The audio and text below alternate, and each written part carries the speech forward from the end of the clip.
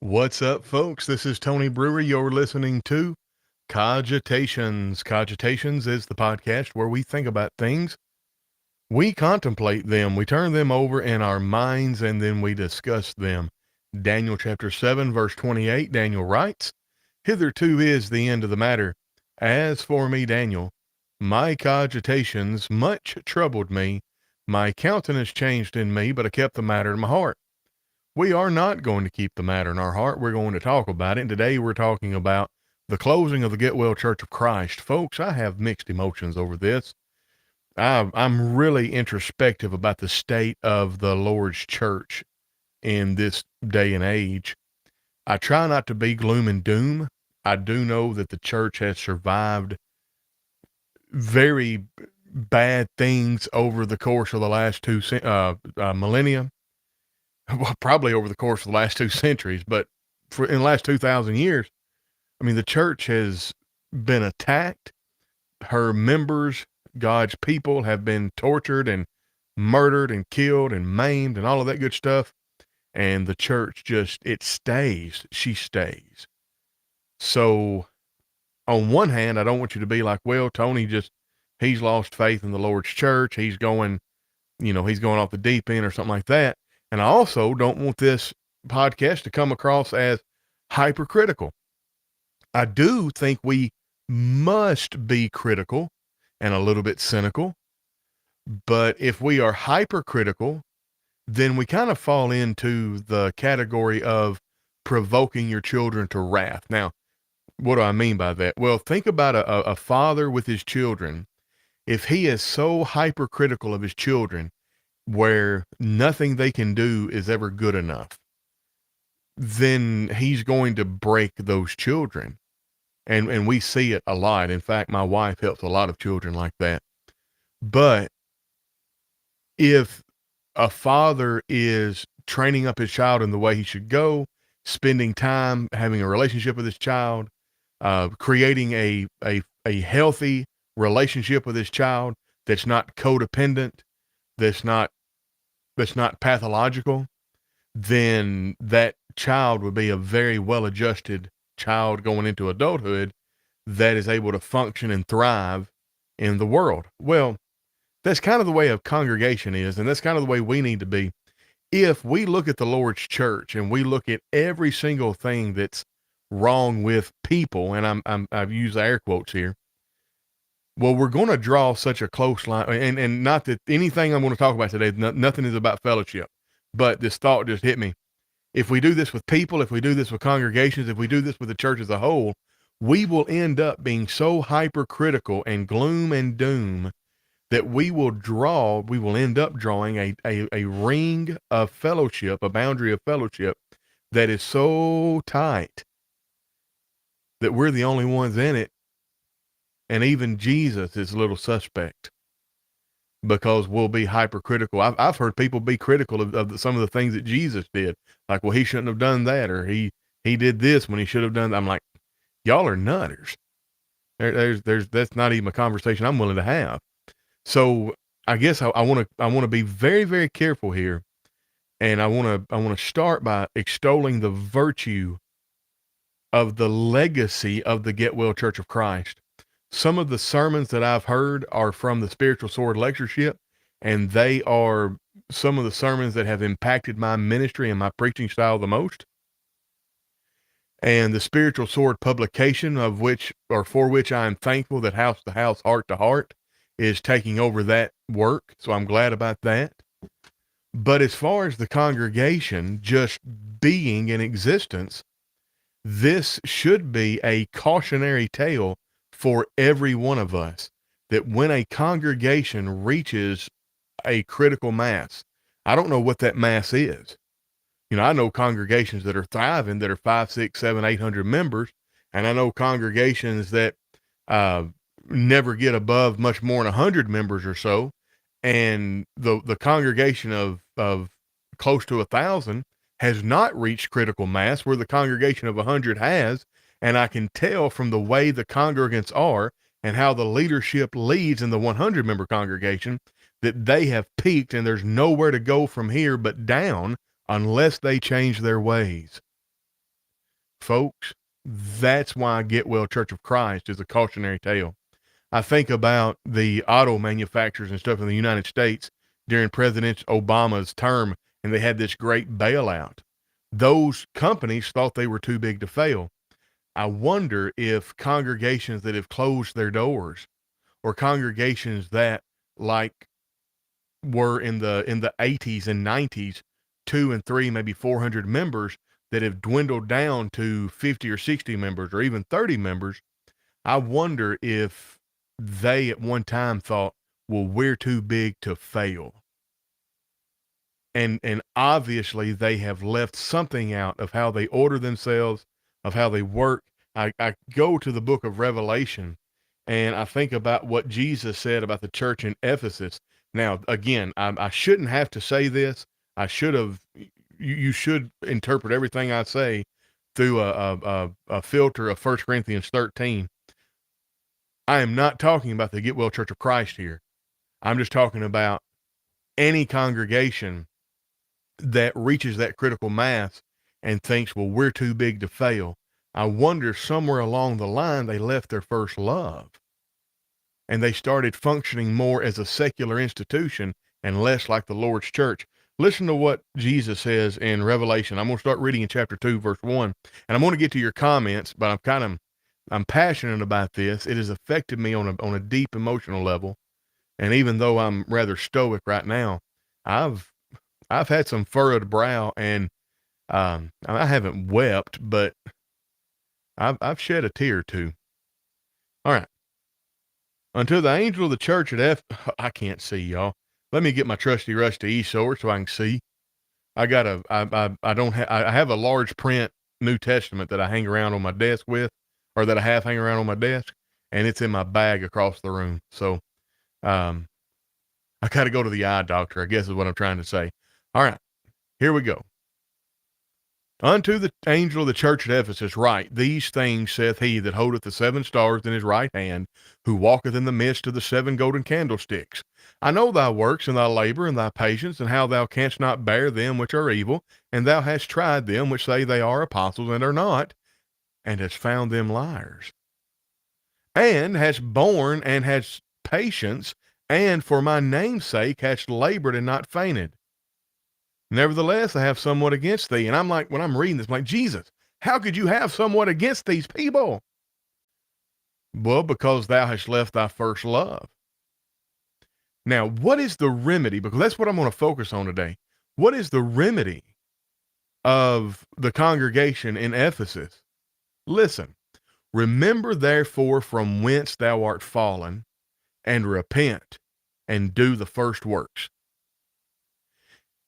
If you are estranged from your spouse and you want to reconcile with your spouse, remember therefore from whence thou art fallen, change your mind, which leads to a change of ways, and do the first works. If you have a congregation that in 1990, the decade of the 1990s, was 300 members, the decade of the 2000s was 200 members, the decade of the 2010s was 100 members, and now you're going into the 2020s and you're creeping down there towards 100 members.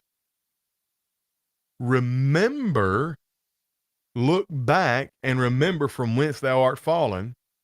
Change your mind about where you are now, and then do the works that you were doing whenever you were where you wanted to be. And that is, folks, that is such a simple concept that nobody anywhere should ever have a problem with it, but I have never preached that to a congregation that I didn't get pushback and excuses and blame shifting. I even had some people at one congregation try to gaslight me when I had picture proof of their attendance that, no, we never were that big. I'm like, then I've got this picture that for 2 weeks you were really close to 300 members. Was that just a fluke? You know, you had 4 or 5 elders and 6 or 7 deacons. And then there was and anyway, I had some people there that tried to gaslight me. And then it doesn't matter what congregation you're in. Everybody has the same excuses. Well, people have moved off. People don't want the gospel anymore. This, that, and the other. And I'm like, well, okay. And I'm a truth teller. I don't like your excuses. I think they're all stupid. And anybody that's got a problem may use the word stupid, go read Proverbs 12:1. That it shows that you're brutish, that you're not capable of being introspective in the moment. You are everybody's capable of being introspective. But when we offer up those excuses, we are damaging ourselves. Well, the congregation used to be 200 members 20 years ago. Now it's 50 members, and none of it's our fault. We're not culpable in anything. It's just, look at how the people have changed. Nobody wants the gospel, and all of these people have moved off, and we've had members die and stuff like that. I'm like, okay, you got to be honest. You got to be real with where you are. So you got to go back and look. All right. You got to think about where you were, and then you got to repent. The only way you can repent of the situation you're in is to be honest with where you are now versus where you were, which is where you want to be. And then you got to do the first works. What happened in the congregation that was 300 members that is now 50 members? What were we doing whenever we were 300 members? You know what I hear? Oh, we were in each other's homes. We met 4 or 5 times a week. We had ice cream socials. We had events in the community. We had community outreach. We were so active, and we had devotionals, and we had food. When I say food drives, understand what I mean by that. You know, we had benevolence, and they were doing all of these things. And then I'm like, okay, well, where's all that now? Oh, well, we're just not big enough to do that now. We don't have the budget to do that now. We don't. Hogwash. Hogwash. You have hit that critical mass. You thought you were too big to fail. You thought you had arrived. So you, as John D. Berry says, I stole this from him. You sit down on your behind of do nothing. You lean back on your elbows to do less. You prop up your feet of apathy. You put in your thumb. You pull out a plum. And you look at that plum, which represents this huge congregation, and you say, I'm a good boy. And you go stagnant. I think I need to look at the chats. Let's see. Good to see everybody. John Exum, good to see you. Hello there. And for those of you that comment, and I don't say your name. If you'll look on the screen, you'll see why. That's all I get from you. But it's good to see you. I'm glad you're here. Rusty Kirby, good morning, everybody. And good morning to the other gentleman or lady, as the case may be. Sheila Cole, hello. Terry Crooks, Rita Keelan. There will always be a remnant of God's people. You got that. And I think you probably commented that back in the beginning of the show whenever I was like, look, it's easy to get gloom and doom. I don't want to speak ill of the dead, but I guess I'm going to speak ill of the dead. Rush Limbaugh. Anyway, he was an excellent political commentator, but I think sometimes, and again, this is criticism, and he's not here to defend himself, so it's real easy, right? I think sometimes, at least in my younger days, I thought this. He's real easy at pointing out problems, but he doesn't offer very many solutions. Of course, he wasn't really in the solution business. He was in the pointing out business. So in his defense, he was doing what he was supposed to do. So you can get it's real easy to point out the problems. You gotta foment or facilitate the solutions. The church will always exist. It does not mean that there will not be hardships and congregational clothing. And Katie Smith, glad to catch you live today. Well, I'm glad to be caught live today. And Robert Leedy, hello. Yeah, John Exum. Yeah, Getwell holds a good place in my heart. I was privileged to attend their lectures while at MSOP.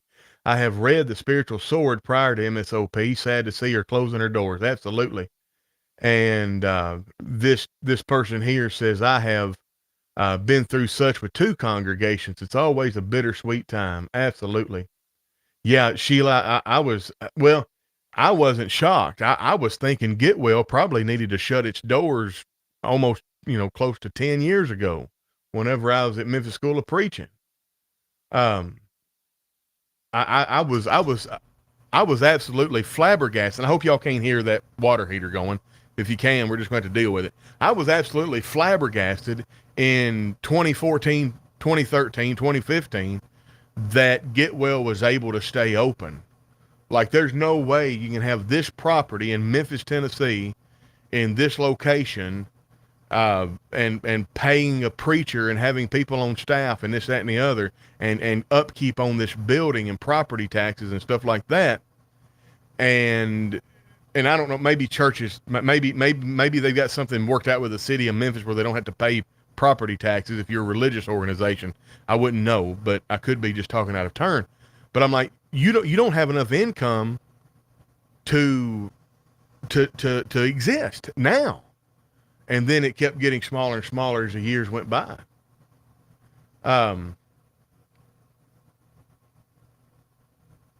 Yeah. So I wasn't shocked. Like it would. I was flabbergasted. I'm like, oh man, like I was deflated. But I'm sad to say I wasn't shocked. I expected it years ago. Um, John X was glad to see y'all survive the zombie apocalypse. We didn't have that. We didn't have that test in Canada, John. Um, yeah, and we're too small to grow. Yeah. Well, you okay? So that's you said the opposite. You got that right. That's two spectrums. We're too small to grow, and we're too big to fail. The closer you get to either one of those spectrums, the less chance you have of actually surviving. Yeah.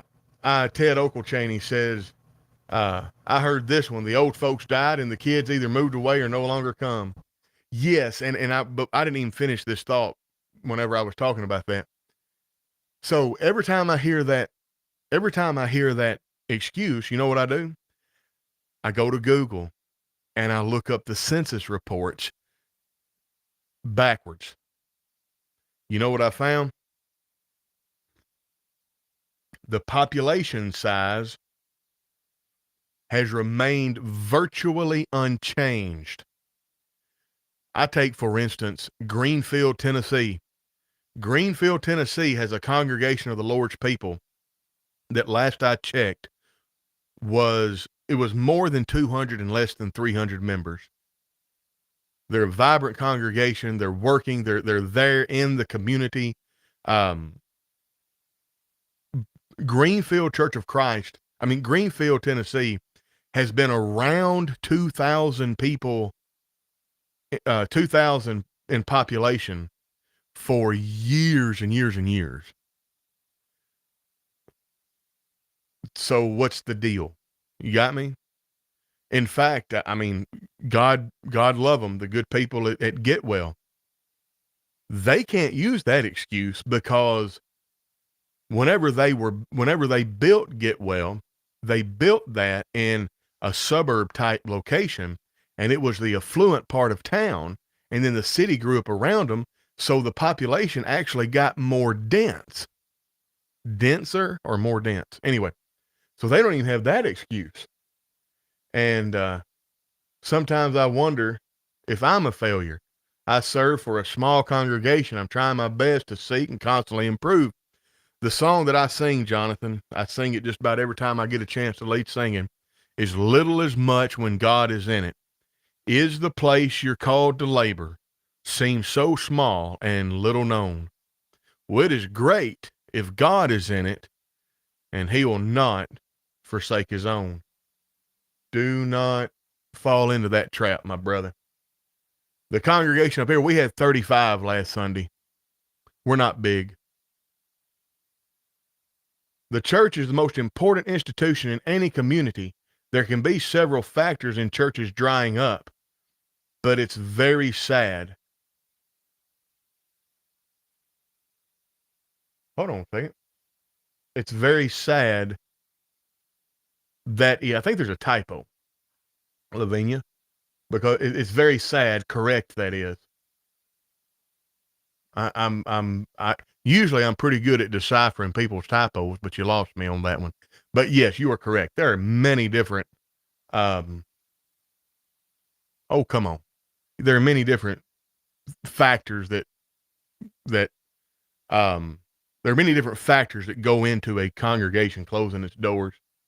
Um, oh, okay, right here. You are correct that this situation should cause us to evaluate and seek to avoid this happening in the future. I got you, Lavinia. It wasn't a typo. I think you hit enter too early. And good morning, Angie P. Yeah, if the seed is planted, God will supply the increase. Doing nothing, a congregation will grow old and die. And Terry Crook says people today have access to knowledge, but know nothing. They want to rely on their own intellect rather than the word of God. The congregation where I am is trickling down as the women's position rise. Wow. Yeah, that's rough. So again, I don't know exactly what happened with Getwell, but I think that we can know enough. Let me go to the article, and it's just a few minutes to read it. I'm going to go to the article, and then I've got a list of things that are 10 ways that maybe 10, I can't remember how many, but there's several ways for a congregation to remain relevant. Because Lavinia's right, the Lord's church is the most important institution in a neighborhood, in a community. And let me tell you, I put people's feet to the fire. I asked this question. Hello, Gita. It's good to see you.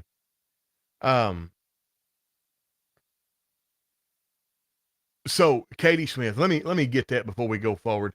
I would say that numerical number in attendance isn't a direct corollary to its faithfulness. Your 35 in your congregation might be a bigger number in regards to work ethic and faithfulness than the 35 in my congregation who seem to be complacent. That is brutal. And it is 100% true.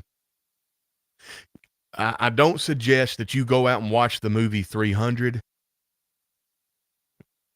I watched it whenever I was a heathen, and I had no scruples about what I watched. But this illustration stands.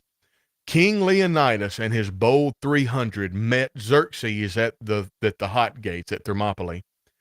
And the Acadians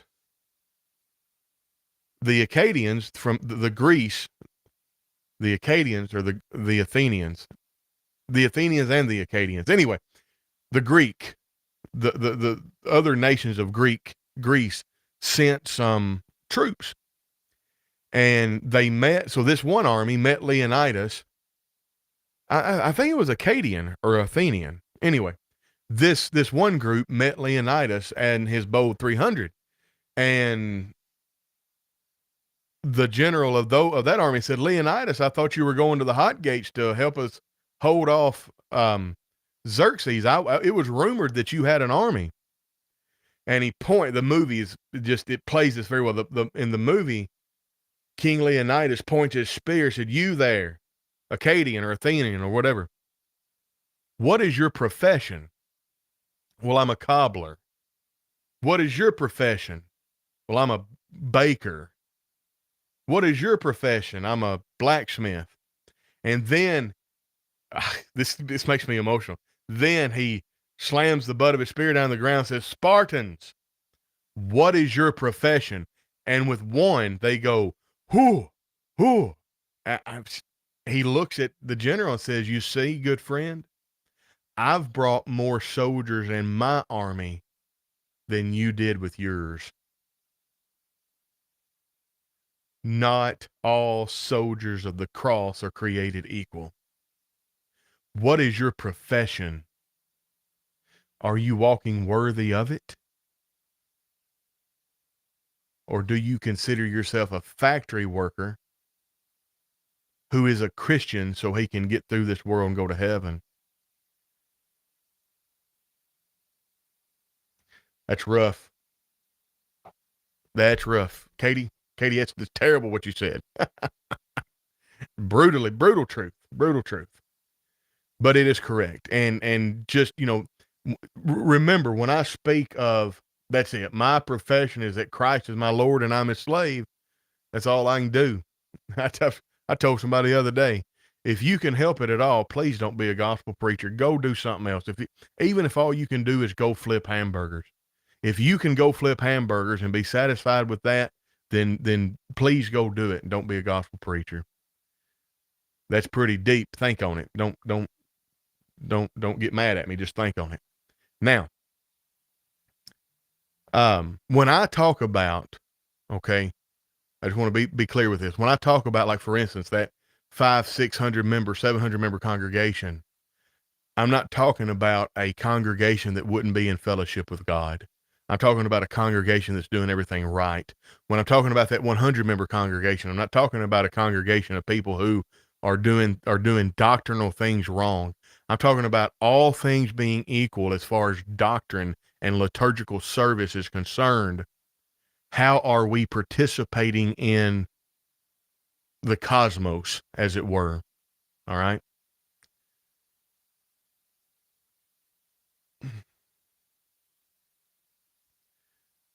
The Baptist church down the road from Bay Church of Christ was above 200 members.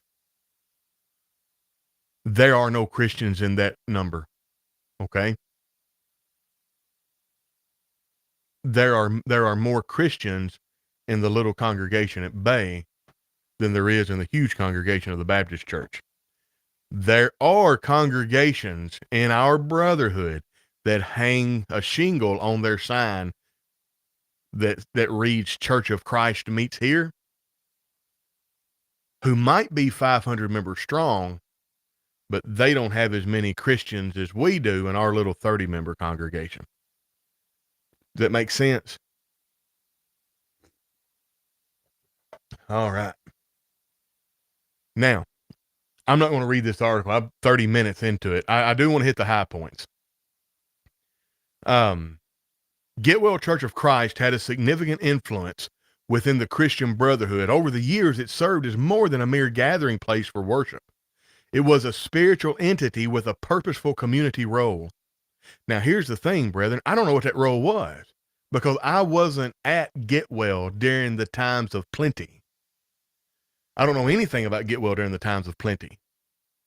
I know that there's some who were, and they talk about the great things that Getwell did in the community and such. Yeah, it's Rob Collier. Good deal. Getwell has such a rich history. History does not ensure a future, however. It should be a warning to us all, and congregations need to take the more earnest heed. Getwell started a school of preaching that would move to Knight Arnold Road, known as MSOP, so it will always have a legacy. Absolutely. And, yeah, Brother Garland Elkins used to preach there as well as Gary Colley. Did Glenn? No, I don't think Glenn ever preached there. But who else was there was somebody else. Well, now I can't think of his name. There was the preacher at Getwell. I can picture him. I see him on Facebook. Oh, that's just terrible. My mind is going. But anyway, here's the deal. Back to the illustration of remember from where thou art fallen. So whenever the congregation goes from 200 or 300 to 100, what were you doing whenever you were 200 or 300? I don't want to be a 100-member congregation that used to be a 300-member congregation. So I want to go back to doing what we were doing whenever we were 300 because that's what got me the results. That's what got the results. Now, Alan Hires, no, neither one of those. Gary McDade. Oh, right there, James Stafford. Yes, Gary McDade. I went to the Spiritual Shore lectureships a few years ago, and it was much smaller. I had a feeling it would close its doors. I believe some people got upset about something and left.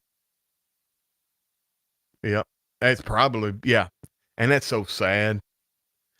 And I've seen that happen to congregations as well. And again, the underlying problem there is, and I've known a lot of congregations and elderships that were guilty of this, creating spiritually and religiously codependent congregations. I have two articles, one about heeding the divine call and the other just flat out talks about codependent religious and spiritual codependent congregations, I suggest reading those articles.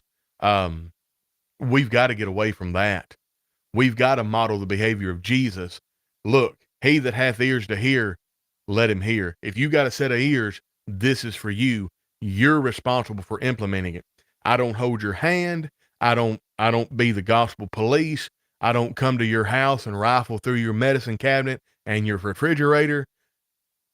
God trusts you to act as a free moral agent. Then by God, the eldership and the gospel preacher is going to treat you as a free moral agent. That doesn't mean we don't have a standard. That doesn't mean we don't practice church discipline when it's needed. You got me? I don't want to make the podcast about that, but yeah, charity seeketh not her own. So many seek their own and do not have the love they should. You got that right. And that is why so many leave a congregation. So again, I don't know what was going on in Getwell in the beginning that caused them to have so much success, but I dare say, go revisit that.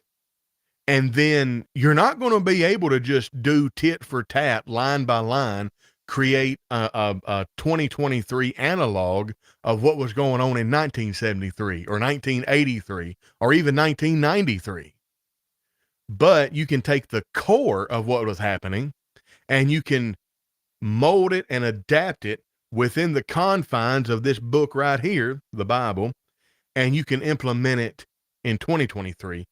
And I promise, is God with you or not? If he is, and he is, then you'll get the results. So even beacons of light can become dim when they fail to adapt to the changing scenery. Cultural and demographic shifts occurred around Getwell Church of Christ, with the neighborhood transforming in ways that were not reflected within the church. And I think that's Getwell's biggest problem. And I'm just going to be pretty blunt here, and I'm kind of known for my bluntness. One reason the Getwell Church of Christ dwindled is because they either needed to move to a affluent, white, suburban neighborhood and community, or they needed to stop trying to be the affluent, white congregation in an area with a shifting demographic. All right. What do I mean by that? Well, Getwell is now, Memphis has grown to the point where Getwell is almost considered the inner city. The last time I went to a lectureship there, one of the folks who is a retired policeman, he told me and the person I was with who were hanging around, he said, look, it's getting dark. Y'all need to get out of this neighborhood because it's dangerous. I'm like, well, ain't that terrible? I mean, how are you going to serve that community? How are you going to get out and door knock and stuff like that if you're scared to hang around the church buildings after dark? You know? So my suggestion is quit trying to be the white collar, suburban, affluent church congregation, or move. Something to think about. Yeah. Well, here's the thing. The environment around Getwell may have played a role as well. Not many people want to be in an area with much crime. Well, the thing about it is, Jonathan, and this is why I'm saying that Getwell is not a victim of something that happened. They are responsible for shutting the doors. And it's because they refuse to change. You know how many people live in that area with a whole lot of crime? Go do your demographic studies or go do your, I'm not saying like you, but just Google in that area, how many people per square mile there are, or city block or whatever. Like that, it's very densely populated. And yeah, it's high crime. But I mean, there's congregations that are thriving in the continent of Africa where it's not the criminals you got to look out for, it's the police. Oh, we have it so easy in the United States. If I get pulled over in the United States or Canada and the officer starts asking me questions, I just hand him my license and say, I don't talk to police officers. Well, go do that in Nigeria or Cameroon. I don't talk to police officers. They'll pull you out and they'll beat you within an inch of your life. If that's all they do, you'll be lucky. So Getwell needed to change with the demographic. Rob Collier, country club congregations never survive these shifts. That's exactly right. Now, I don't know that Getwell was a country club congregation. It may be that they just didn't change fast enough. I don't know. I can't judge. I'm not there. I wasn't there. And it's real easy to armchair quarterback and Monday talk about all the things that the coach did wrong on Sunday. But here's something, and I learned a word for this article, inertia. So actually I typed out what I was trying to say, and then I went to Google and I looked for, I put it in the thesaurus. All right, look up inertia. I'm going to give you a dictionary definition. Inertia is a tendency to do nothing or to remain unchanged. In physics, it's a property of matter by which it continues in its existing state of rest or uniform motion in a straight line unless that state is changed by an external force. All right. So what is the law of inertia? An object in motion will stay in motion unless it's enacted upon by an outside force. An object at rest will stay at rest unless it's enacted upon by an outside force. I believe, like many congregations across Western culture, United States and Canada, that they have reached critical mass, whether that's 500 members, 5,000 members, or 50 members, and they have succumbed. They have fallen prey to inertia, the law of inertia. And now these congregations, it's difficult to turn them around. All right. It's difficult. Is it easy to go from, how quickly do you go from 0 to 60 in your car? You know, you can go from 0 to 60 in your car. You can go from 60 to 120 in your car a lot quicker than you can go from 0 to 60. I'm not going to tell you how I know that. So I'm glad that the Spiritual Sword publication is going to be taken over by house to house, heart to heart. Let's talk about some lessons for the future. Feelings of ambivalence in the wake of Getwell Church of Christ closure are natural. However, this emotional crossroad is also a call to action for other congregations. It serves as a cautionary tale about the consequences of failing to align a church's mission with the needs of the surrounding community. Moreover, it stands as an opportunity of introspection, allowing us to revisit the teachings that mandate churches to be salt and light in their respective communities. Willie Bitson, I'm enjoying your teaching, brother. Well, thank you very much. Mike Winja, watching from Malawi, Africa. Well, glad you're watching from Malawi. I used to keep aquarium fish, and there are 3 rift lakes in Malawi. Tanganyika, if I'm pronouncing that correct, Lake Victoria, and Lake Malawi.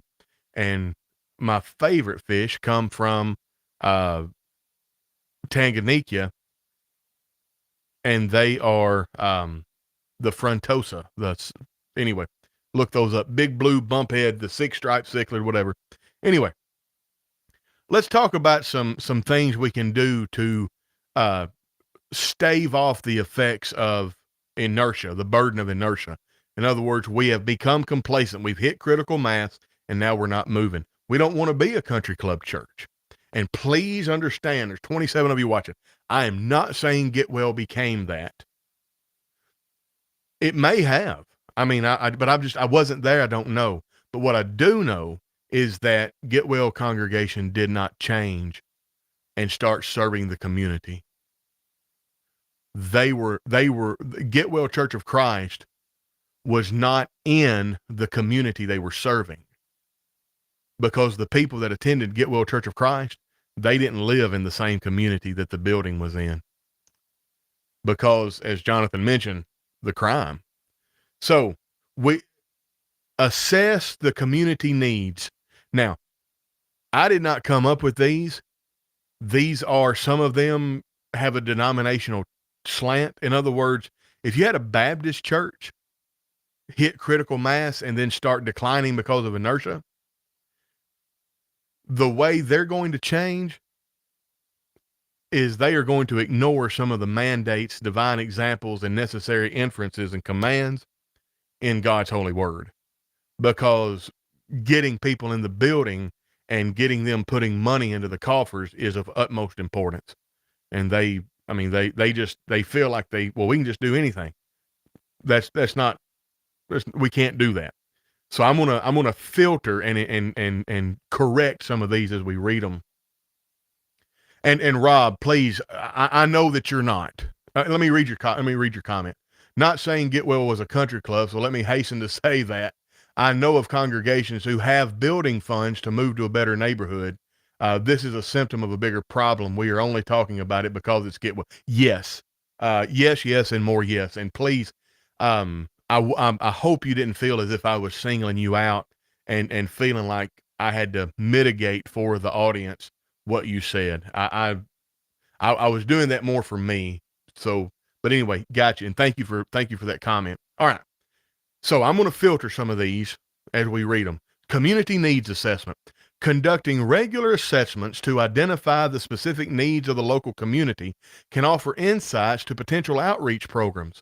Whether it's addressing issues like poverty, education, or health, churches can craft interventions that directly benefit their community. Now, I will say this. It would have been easier to do this in 2005. Instead, what would have been easier, not to ever fall prey to the inertia, but it would be easier to do this when you've got, when you're a 100 member congregation that used to be a 500 member congregation, as opposed to a 30 member congregation that used to be a 500 member congregation. In other words, the longer you lay dormant, the harder it is to get up and move. It's brutal. And it makes me think about the Matthew 11 rule in accounting. The more you have, the easier it is for you to get. The less you have, the harder it is for you to get. In other words, the rich keep getting rich and richer, and the poor keep getting poorer. Go look that up. That's an interesting axiom, and it's brutal. Awesome. No worries. Thank you, sir. Or brother. I ought to just talk, not worry so much sometimes. Anyway. All right. Conducting regular assessments to identify the specific needs of the local community can offer insights into potential outreach programs. Whether it's addressing issues like poverty, education, or health, churches can craft interventions that directly benefit their community. And again, the sooner you do this, the easier it is to do. The more you wait, the harder it is to do. Cultural integration. This is the one I think that Getwell missed out on. Embracing the cultural diversity within the community by incorporating. Now, this is where the denominationally stuff comes in. Varied worship styles, music. Y'all, we can't vary the worship or the music. But I think, if I'm being honest, in Union City, Tennessee, there is the Bishop Street Church of Christ, and I think there's the Vine Street Church of Christ. I mean, like a lot of towns in the South, these congregations are 100 years old, and they were planted whenever there was the institutional systemic racism in the South and before the advent of the civil rights movement, and black people and white people were segregated. And that's why in the South, you still have the black church and the white church. It's not good. It's going to have to die out. You're not going to change it in the moment. Time is going to have to take care of it. because as Brother Graham McGill, uh, the gospel preacher at the Vine Street Church of Christ, I heard him say to a young man who was kind of berating Brother Graham McGill, well, how come there's a black church and a white church? How come the white church and the black church don't come together and merge? And Brother Graham McGill replied, and keep in mind, it's a black man to a very young white man who was arrogant with the type of arrogance that only a very highly educated young man can have. Brother Graham said, well, son, what exactly do you suggest? Bishop Street's a good congregation doing a good work. Do you think that Bishop Street ought to shut its doors and submit itself to the leadership of the Vine Street Church of Christ and us become one congregation that way? Or what about Vine Street? Are we not a good congregation doing good work? Should we dissolve our congregation and attach ourselves to the Bishop Street Church of Christ and be subsumed by the Bishop Street Church of Christ? Well, no. Do you think that we ought to completely dissolve both congregations and somewhere else, maybe on the outskirts of town, have a congregation that is a new congregation? And that's honestly, that's the utopian solution, but we don't deal with should and should nots. We deal with is or is nots. And that would be people could come up with the idea, well, that seems like a waste of money. You know, you've got two functioning congregations that serve the community in different ways. And quite frankly, whenever I would go and visit, when I would go and visit and hear Brother Graham McGill, the Vine Street Church of Christ, they were more spirited and less formal, although they dressed much nicer than the Mount Zion Church of Christ that I was a part of, or the Bishop Street Church of Christ that I also went and visited some. So they were different cultures, different demographics. Well, if in order for a congregation to achieve longevity, they have to be willing to integrate culturally. Well, how do you do that? If you have, let's say, we'll just do the black and white because we're in Western culture, and in the United States of America, we have that terrible history. If some of the people from the quote unquote black church come to the quote unquote white church and they raise hands whenever they sing Amazing Grace, you gotta keep your mouth shut. You gotta not clutch your pearls and not judge them because they raise their hands. Ain't nothing wrong in that. Nothing in the Bible says you can't raise your hands. If they get a little bit more informally spiritual than you, you just got to let it happen. You got to be willing to adapt your worship style. And that's what I mean. I'm not talking about stuff that God has legislated. I'm talking about different styles that are matters of liberty and scruple. And you got to be able to overlook it. You talking about integrating, cultural integration.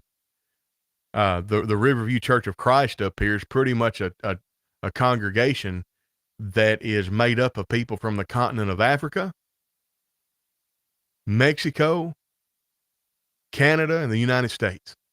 Ain't that cool? My daughter's trying to find a congregation in New Jersey. She said there are segregated churches there too. You got that right. It ain't nothing. It ain't just the South.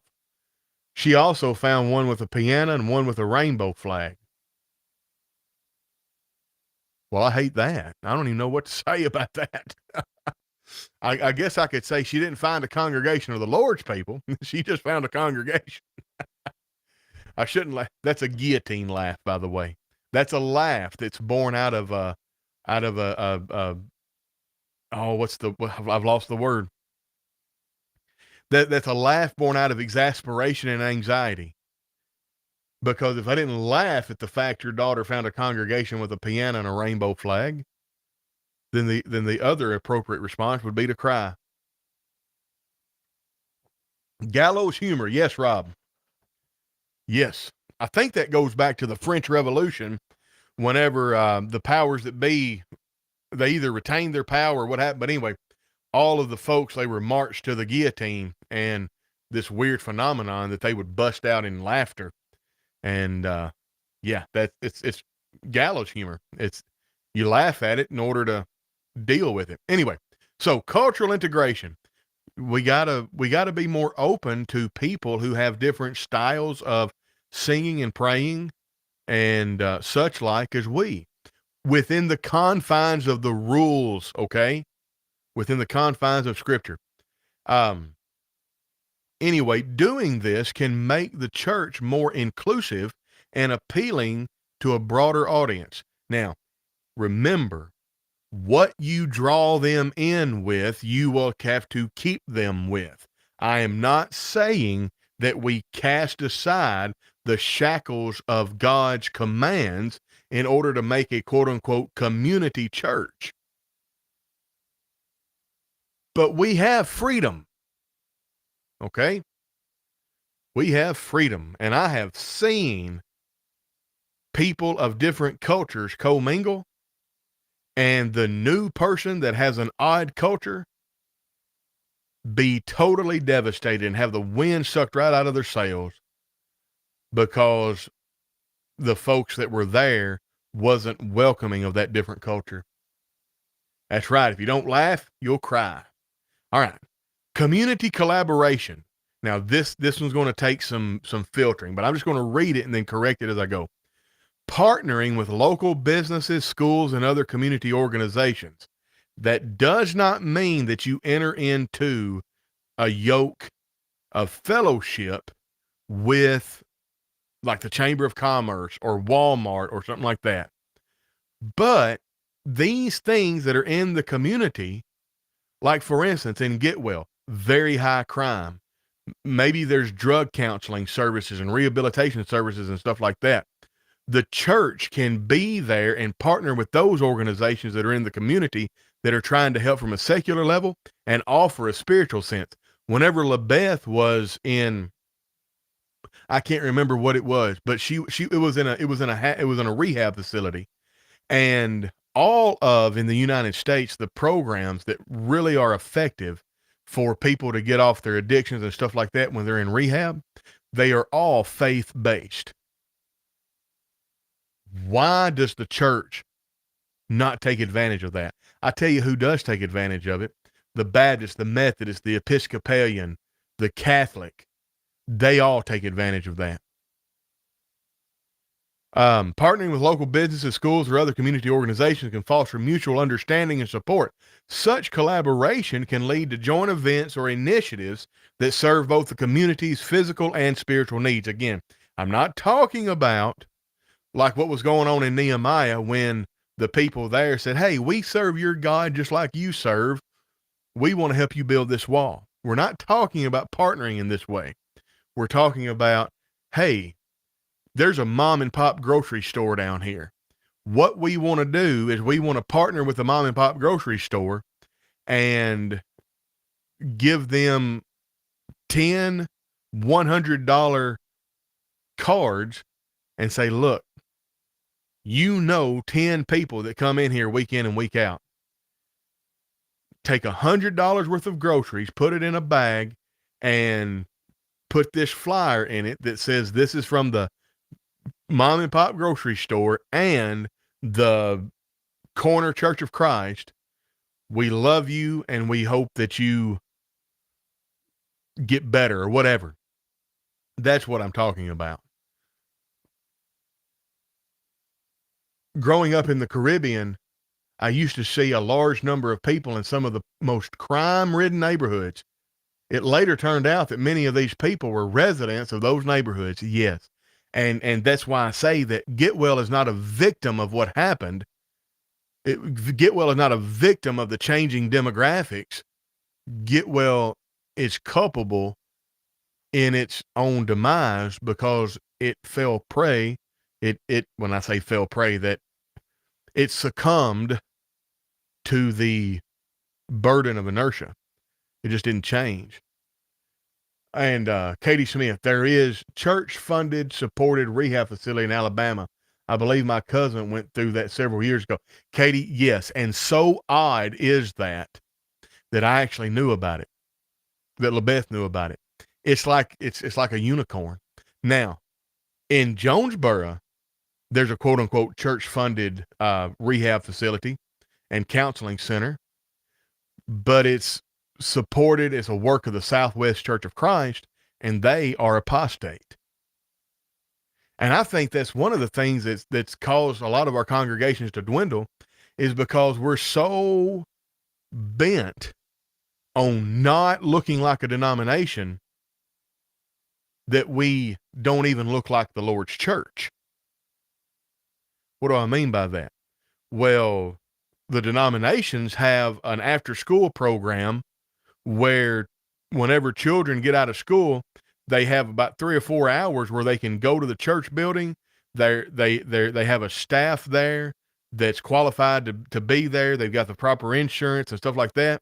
And they can play games, they can watch television, and they can get some healthy snacks, and they can talk to people that hold Christian values and build a relationship with the church. Folks, that is not unscriptural, but the Baptists do it, so the Church of Christ can't.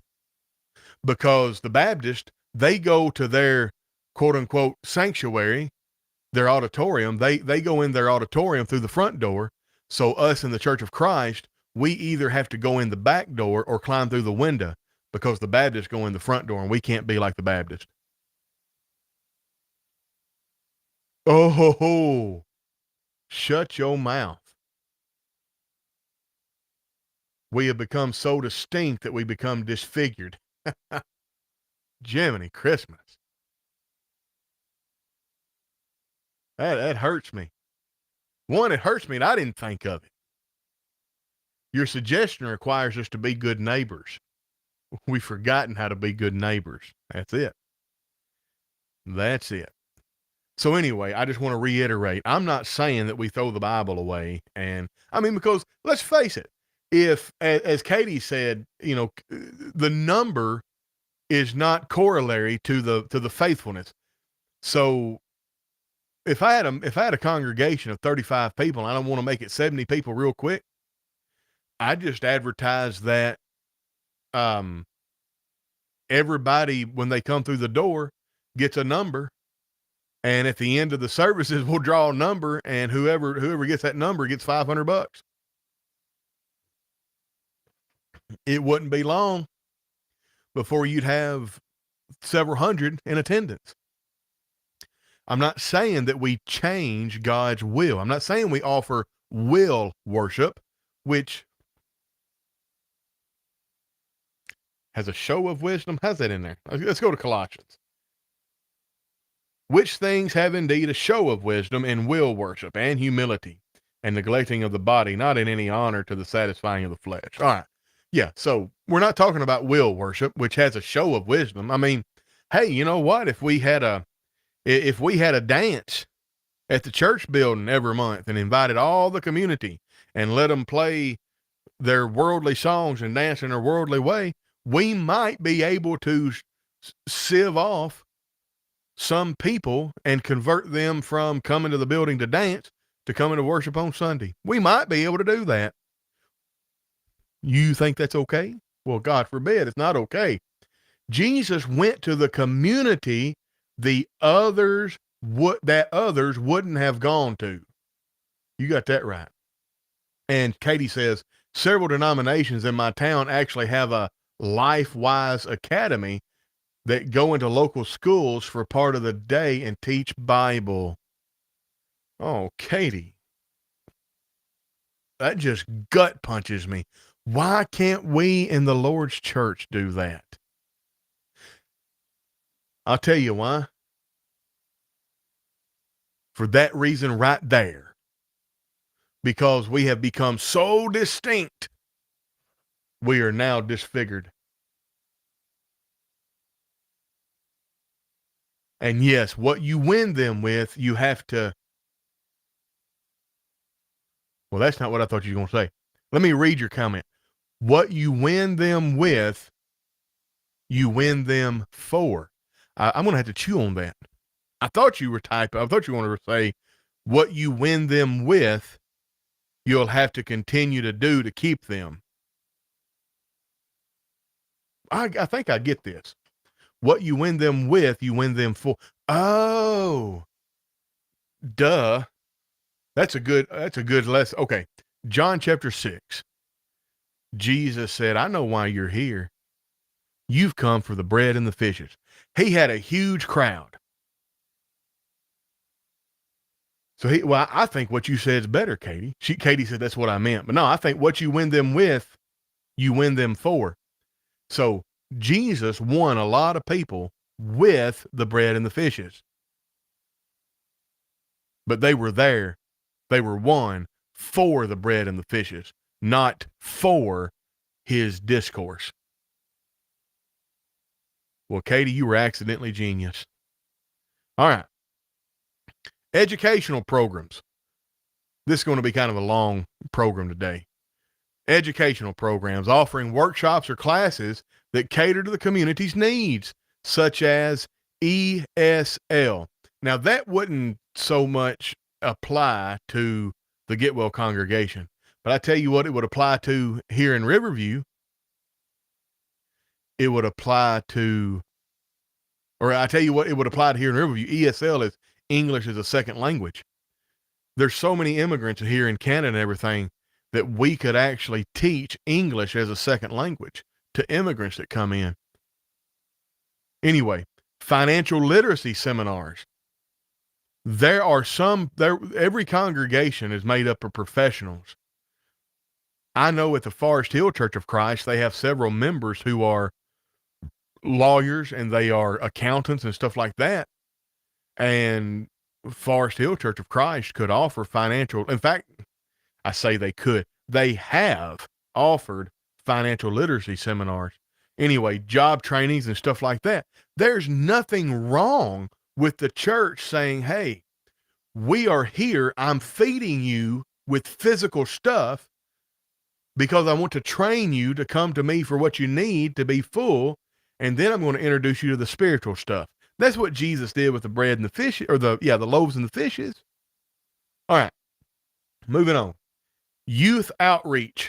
Recognizing that younger generations are the future, initiatives aimed at youth, such as mentorship programs, sports activities, or arts and crafts sessions, can attract families and ensure continuity of the congregation. But if you have a gym, you're going to hell. So we can do all of this, but we cannot have a gym. Because if we have a gym, now wait a second, you can have a basketball goal in the parking lot, but you can't have a gym. You can put a basketball goal in the parking lot, but if you cover that basketball goal with a box that keeps the wind and the rain off of it, and then you put some lights in it so you can see, well, now you've got a gym and you're going to hell.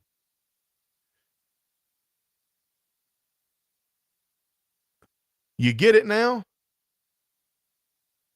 You think we've become so distinct, we become disfigured? I heard Dan Winkler talk about the T-Nog. Do y'all know what a T-Nog is? It's a building, and it's called This Is Not a Gym. T-I-N-A-G. T-Nog. This is not a gym. I think that's all I'm going to say about that. So I've already talked about youth outreach as far as the after school programs and stuff like that. The church can do that. All right. Social services. I'm going to read this out loud and work through it. Given the mentioned concerns about the crime that we've discussed, the church could set up or collaborate with existing programs aimed at crime prevention, rehabilitation, or support for effective families. And we've already talked about that. Katie, I can't remember. Yeah, Katie talked about the one in Alabama, the church supported rehab facility. All right. Hosting community events. You're going to have to figure out what you can do in your community within the boundary of God's word. So a really good community event, remember, we're dealing with a demographic shift, high crime, stuff like that. So why not have a big community event where you have a barbecue and you feed all of the first responders? And what you do, and you're going to have to take some time in doing this, you start at 5 in the morning. You figure out when the night shift gets off of work and you start then. So you may start at 5 in the morning and you have a breakfast, and then you staff that kitchen all day, and then you put out lunch at around noon, and then you go till 4 or 5 o'clock. Now that's a huge event. It takes dedication. It takes energy. It's going to take some money, but you make a big deal about it, and all of the first responders, all of the policemen, all of the firemen, they're able to come to the church building, and you show appreciation with them by feeding them, and you pray with each one of them. Hold their hand and pray if you can. My God in heaven, we don't leverage human touch enough anymore. Whenever I would go visit people at the NEA Baptist Memorial Hospital, it never failed. I'd be on the elevator with somebody, and I'd just look at them and I'd say, "Hey, how is your loved one doing?" I never had somebody not tell me. And then I would say, "Do you mind if we pray for them together really quickly?" And I've never, well, I had one person tell me no, but I would always touch their hand, their elbow, or their shoulder and pray with them for their loved one. I don't know. What are your thoughts on activities or events like trunk or treat? My thoughts on activities or events like trunk or treat is they are matters of expedience and therefore fall under the purview of the autonomous authority of the local congregation. It may be at Riverview Church of Christ, because of the background of 70% of the congregants, we can't have a trunk or treat. We can't look in any way like we're celebrating Halloween. We just can't. And it's because of the baggage that my brethren bring from their culture in the continent of Africa. To them, voodoo, witch doctors, evil spirits, and all that, to them, that's real. And you don't mess with them, even with something as innocent as children's play. So here we couldn't do that. But, excuse me, hold on. At the congregation where you are, if the leadership, if the congregation, the elders, or the congregation as a whole, in lieu of elders, decides that it's expedient, then you can do it. It's a shame that our children are inside all day at daycare or after school time and not out in the neighborhood anymore. The same for adults. TV and internet take up too much of our time. You got that right. And again, that's one of the things that probably one of the socio-political ingredients that bakes this terrible cake of declining attendance in local churches and stuff like that. Katie Smith has agreed, because of the sheer number of denominations in my town, I feel like if we did it through the Lord's church, we would just blend in to the point of where it was just another place to get candy. Yeah, I'm with you. So that's a good point. Then probably you don't need to do it. But another congregation would be able to do it. I know of one congregation that every Sunday on Easter, they hide Easter eggs and they have the Easter bunny come, and the little kids just go nuts. I'm not going to tell you which congregation that is because I don't want you calling them. Well, I'm not saying you, Katie. I'm just saying I'm not going to say what congregation that is. But I know more than one. And I don't think there's anything wrong with it. I do not think that we could do it up here. Again, for the same reason we couldn't have a trunk or treat. So host community events. We've covered that. We just got 3 more, 8, 9, and 10. Diversity in leadership, folks. Getwell should have hired a black preacher. And not just any black preacher. They should have hired a black preacher that was just a little ghetto. I don't care. Go kick rocks if you don't like that. Remember, I've seen what makes people cheer, so their boos don't mean anything to me. I believe, and I say this with all love,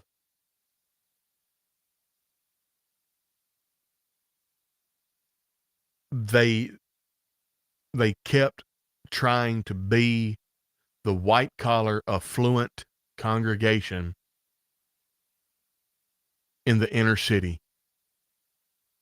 And so if they did go out in the community and have somebody come on a Sunday morning, you have a disenfranchised, disheartened young black man, maybe his wife is with him, and you have a white preacher with white elders and white congregation telling them how much they need to change, and in their mind, how white they need to get in order to be a Christian.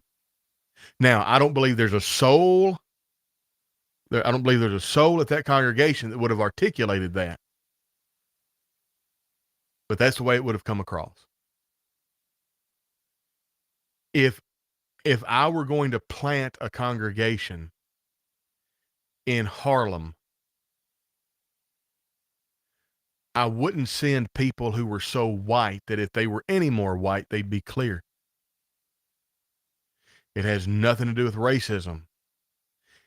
It has everything to do with the reason Timothy was circumcised and Titus was not.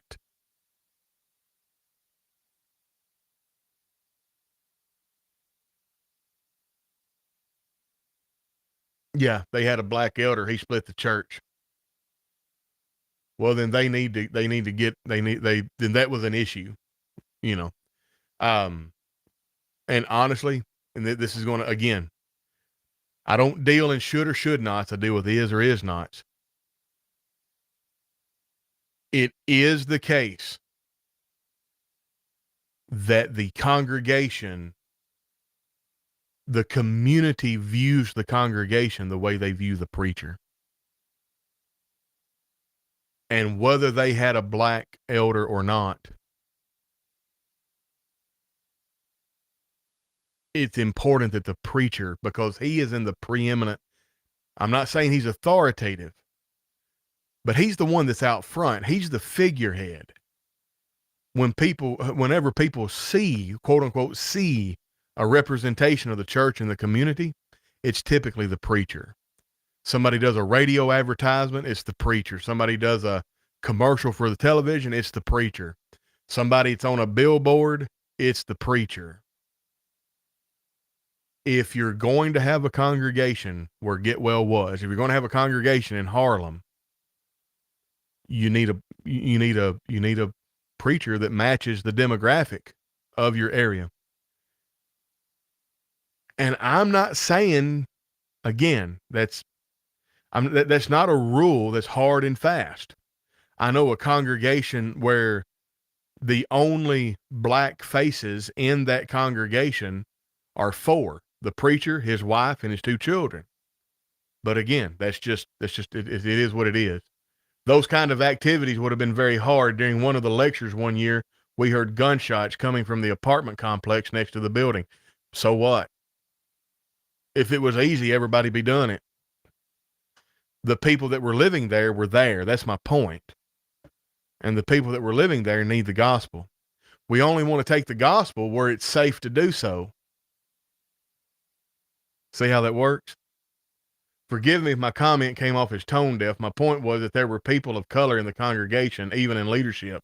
They had some deep-rooted issues that hindered them from doing more. Then they should have solved those issues. That's the thing. Again, I know all about, well, I say I know all about that.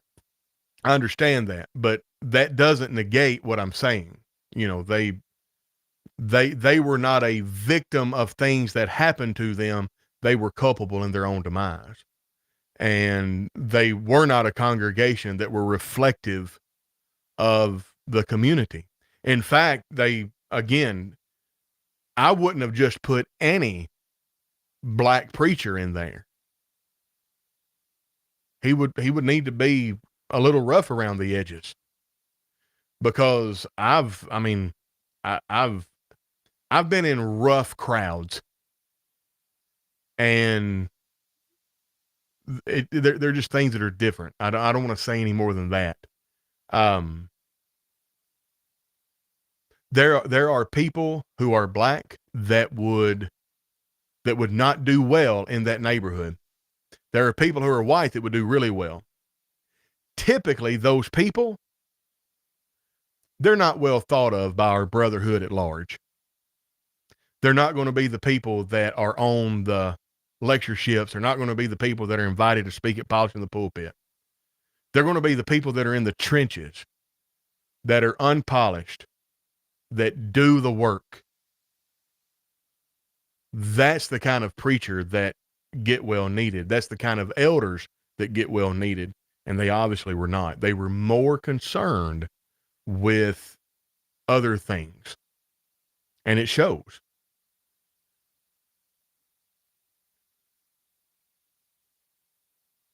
I agree. My comments weren't meant to be in opposition to anything you said. I think your finger is on the pulse and your comments are solid here. I appreciate it.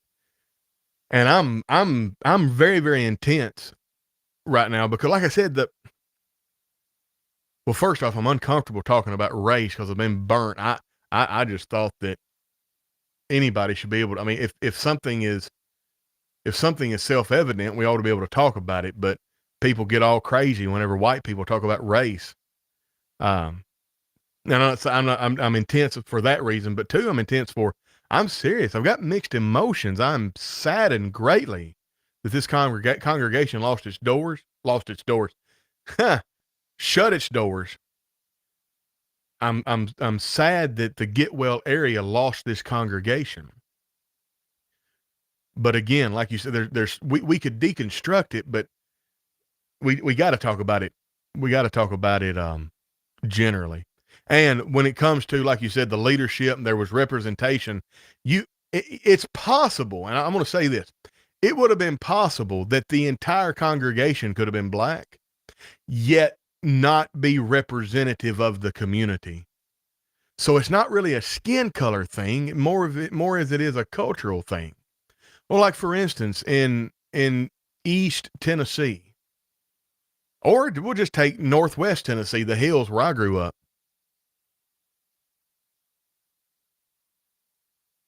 In order for a congregation to thrive there, it takes a certain type of leadership.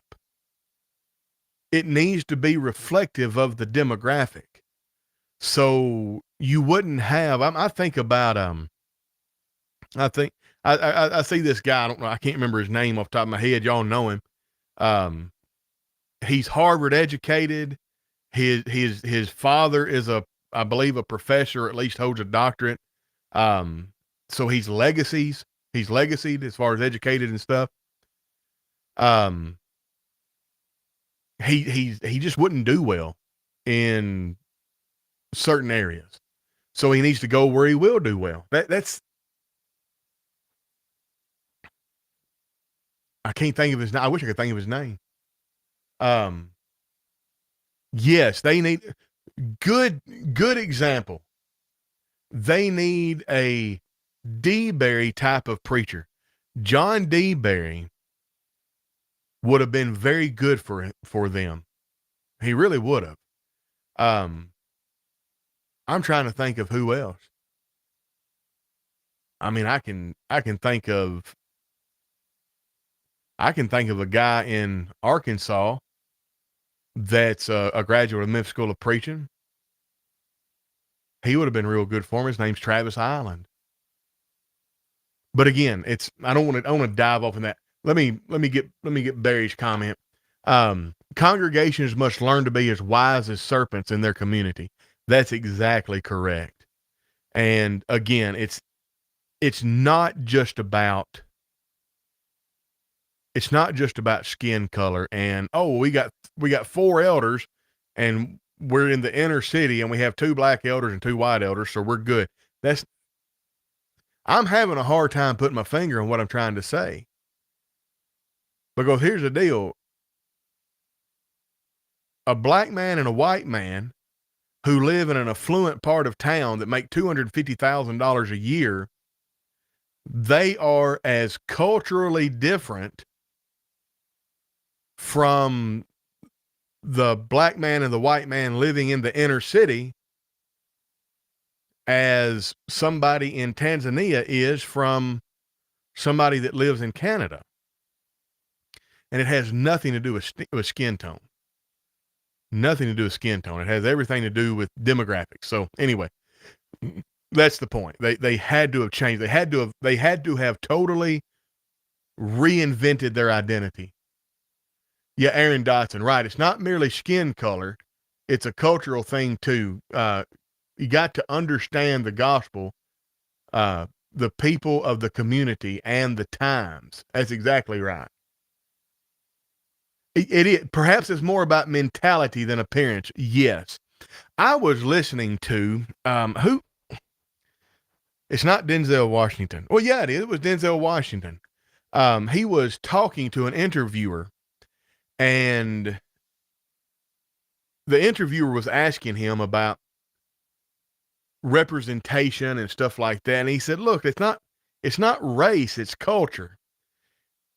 Who directed Schindler's List? Come on. S-C-H-I-N-D-L-E-R.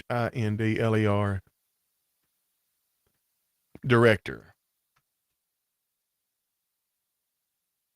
Steven Spielberg. He said, do you think that Steven Spielberg, he said, Spike Lee could have directed Schindler's List and probably done a pretty good job, but he would not have done it the way Steven Spielberg did it because of Steven Spielberg's culture.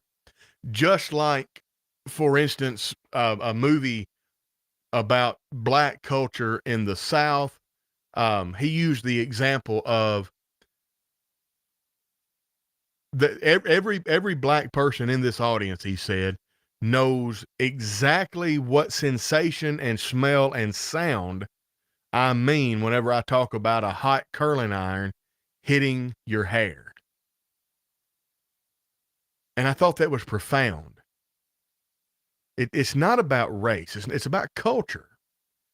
And it's, again, black people and white people share the same culture if they're living in the same area and they're experiencing the same things. So you've got in south side of Chicago, you've got Hispanics, you have African Americans, you have white people. All of them are the same. They all are part of the same culture. You would not send me into the south side of Chicago to plant a congregation. You would need somebody that is intimately familiar with that culture. And it wouldn't matter if they's black or white or Hispanic or any other race.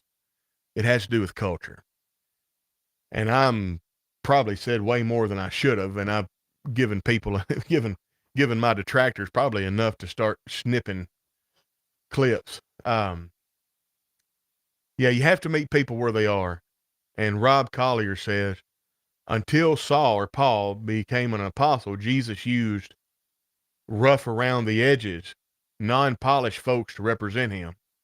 That's it. Yeah, Acts 4:13. You got it. You've got it. All right, let's finish this out. We've done. It's like a sunk cost fallacy. We've already invested in this list, so we're going to finish it.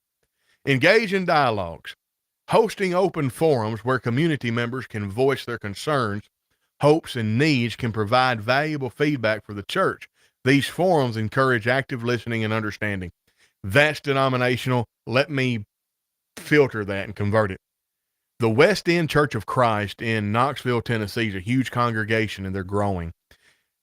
I talked several years ago to one of their elders for a few hours. Loved him. Good conversation. I want to know why are y'all 600 members? He chalked it up to how well the elders knew the people.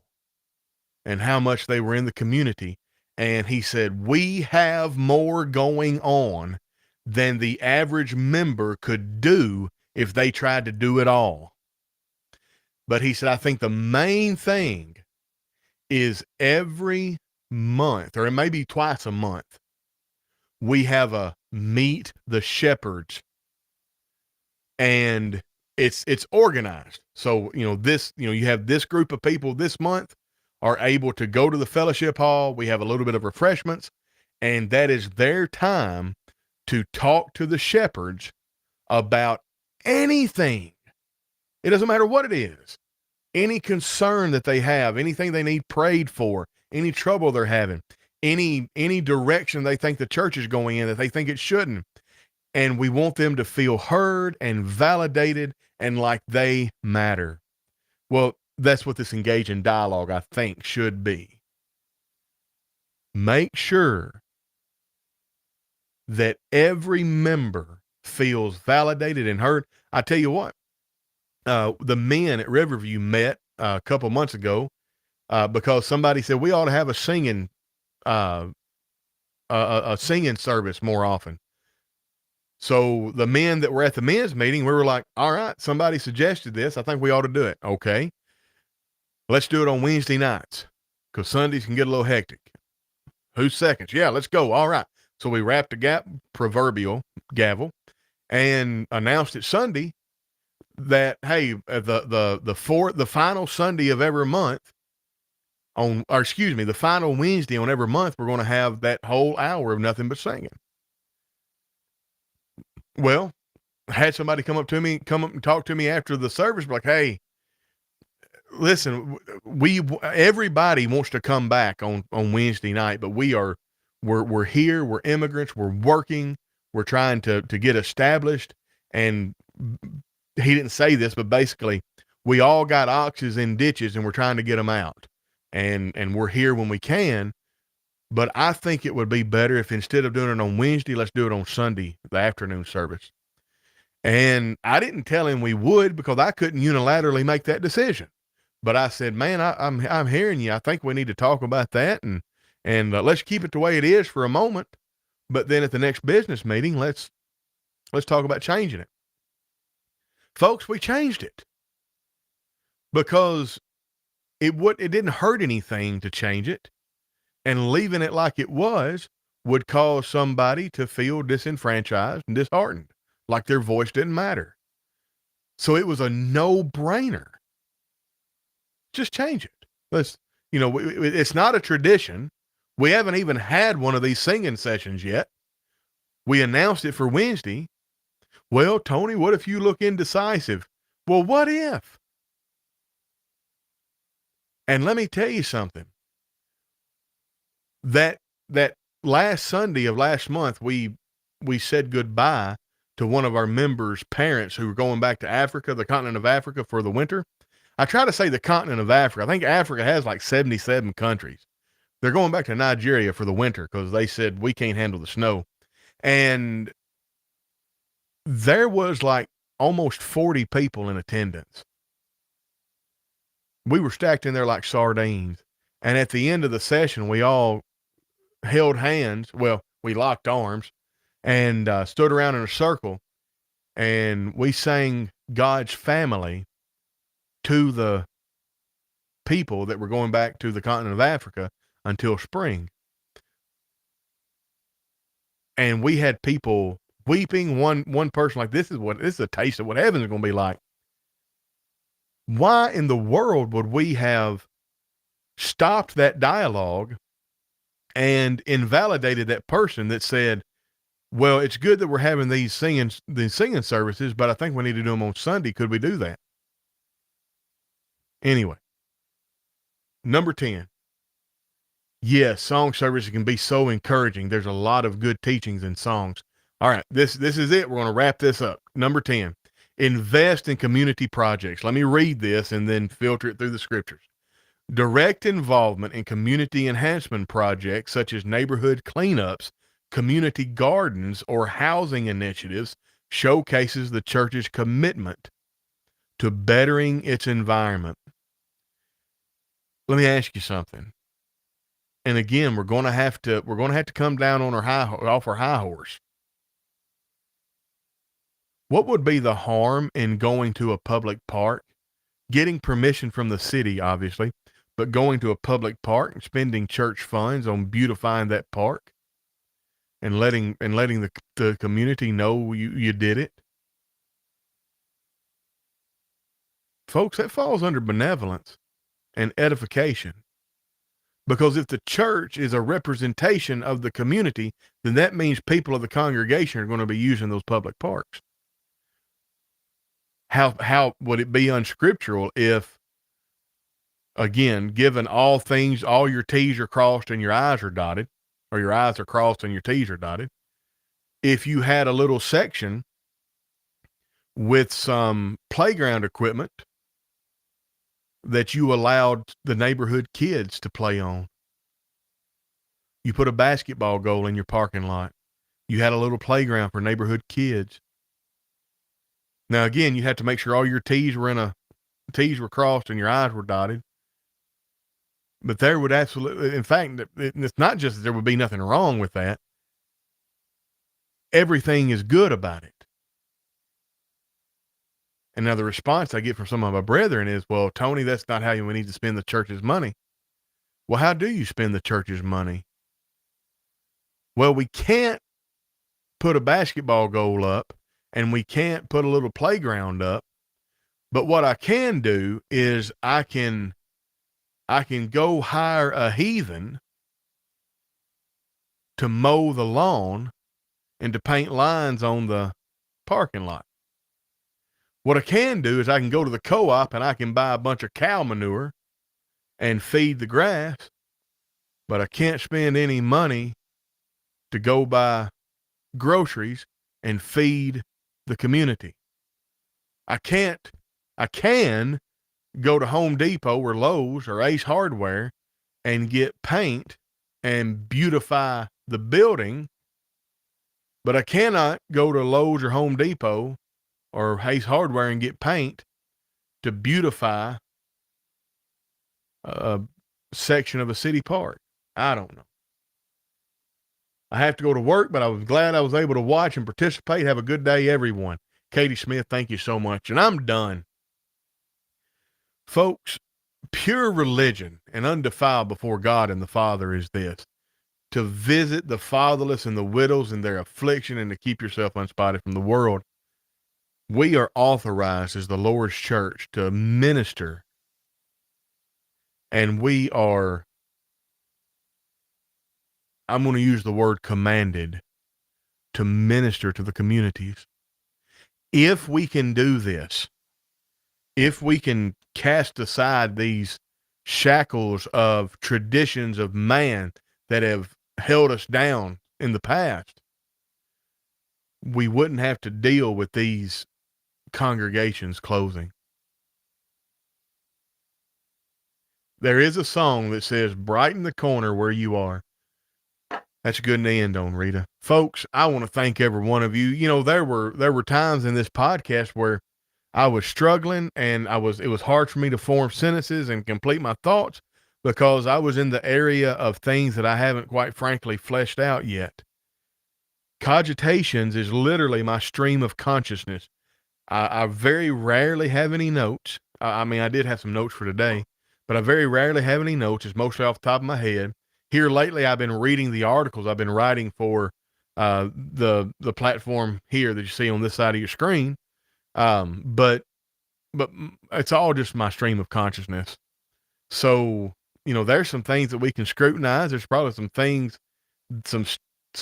that we could make better, some things that I should have said better. But I think everybody wants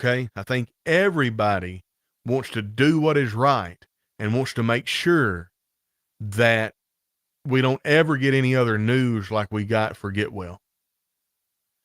Let's use Getwell's closing as a cautionary tale and a point of introspection. And let's make sure that individually we are being salt and light. And if every individual is making sure that individually they are being salt and light, then that means the congregation, which is made up of individuals, will in fact be salt and light. And that's all I've got. I'm going to tell you, I should have done this earlier. We have a sponsor for this program that I didn't even read it. I got so caught up. Let me get her email up here. Our sponsor for today's show is Lindsay Dotson, Lindsay Faye Dotson at gmail.com. And you can contact her there. Her email, come on now. There we go. Her email is on the screen. Are you a part of a congregation seeking effective ways to spread the word about your event? Well, look no further. Lindsay Dotson specializes in designing modern advertisements for churches. Whether it's flyers, postcards, or social media graphics, Lindsay has got you covered. Reach out through a private message on Facebook or send an email to lindsayfaydotson at gmail.com for more details. Don't miss this opportunity to make your message resonate far and wide. Contact Lindsay Dotson today. And for those of you that ask about supporting the podcast, you can send a tip, any amount of money you want to nearchurches at Gmail, or you can do Patreon or buy me a coffee. You can be a subscriber on this platform right here.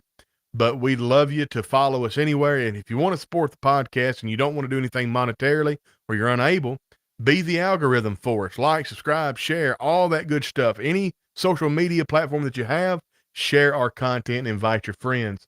Folks, this is Cogitations with Tony Brewer. We've been talking about my mixed emotions about the closing of Getwell. I am saddened. I am cautious. I'm introspective. I want to make sure we don't go that way up here.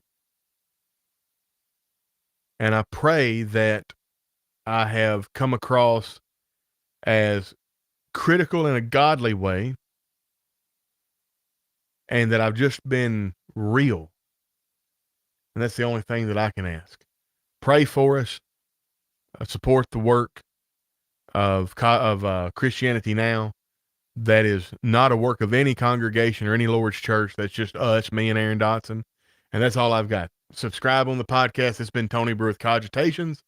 Thank you for watching. We've been well attended, and we'll catch you on the flip side.